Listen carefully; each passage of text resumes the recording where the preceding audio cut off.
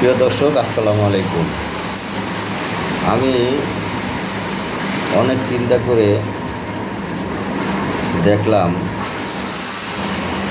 যেভাবে Russell viper সাপ আমাদের দেশের ফেসবুক, ইউটিউব এবং টিকটকে ঢুকেছে, তাতে আমার মনে হয় যে অবস্থা খুবই খারাপ।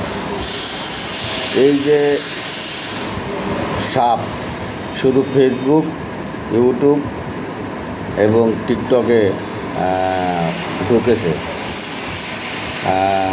দর্শক, যাই হোক, আমাদের দেশের মানুষ এরা চিন্তা করে যে কীভাবে ফেসবুকে ভাইরাল হওয়া যায় এবং মিথ্যাচার হোক, সত্য হোক আর মিথ্যা হোক, ফেসবুকে দিলেই এটা ভাইরাল হবো, এরকম একটা চিন্তা আমার মনে হয়।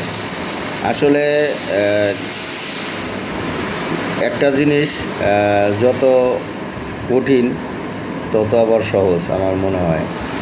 তো আমরা যদি এই টিকটক, ফেসবুক এবং আপনার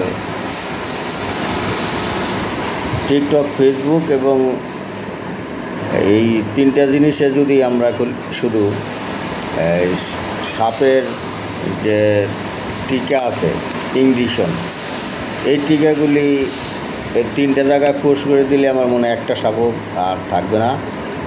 এই জন্য সবাই ধৈর্য ধরুন। আমার মনে হয় যে এই এই টিকার ব্যবস্থা কিছুদিনের মধ্যে মানে চলে আসবে বা হয়ে যাবে। এই জন্য সবাইকে ধন্যবাদ জানাই। সবাই ভালো থাকবেন। আল্লাহ হাফেজ।